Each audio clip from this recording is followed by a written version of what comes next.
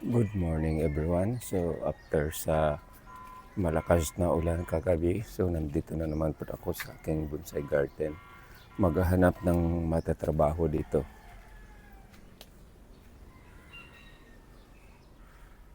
So siguro yung microcarpa ang tatrabahuin ko.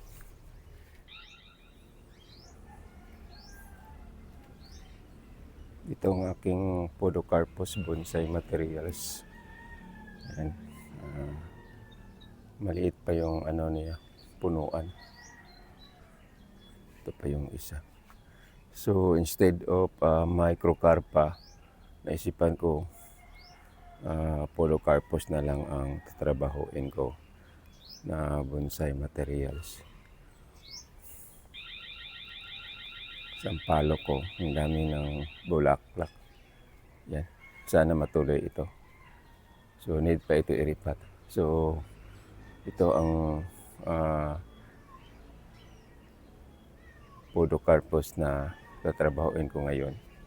Yan. Tatanggalan ko ng wire ito kasi naglulubo na. Tapos ilipat ko siya ng medyo maliit na pot. So kukunin ko na ito dito tapos ilipat ko doon sa harapan ng bahay.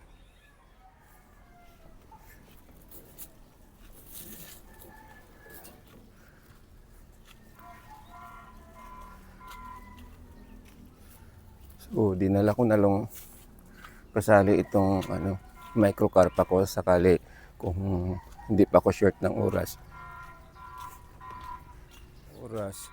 Is matatrabaho ko pa itong microcarpa. Ang malalaki. Tiga na lang.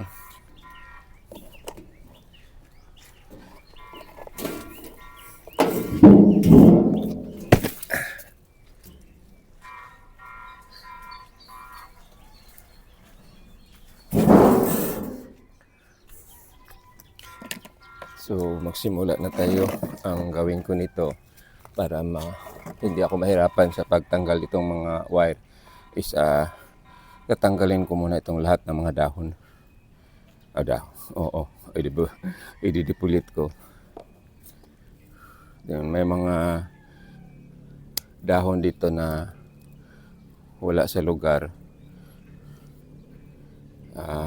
Yung mga sanga nga wala sa lugar, yun ang tatanggalin ko.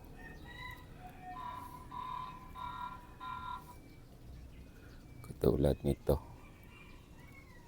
Para makita itong front. So bali dito yung front ko. Tapos naisipan kong iangat ng kaunti. Kasi sobrang nakuha na siya.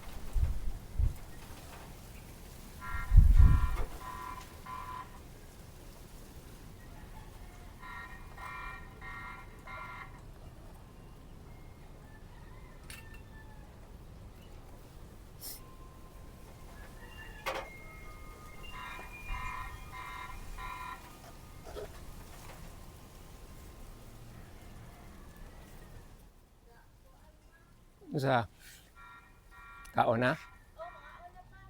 Sige.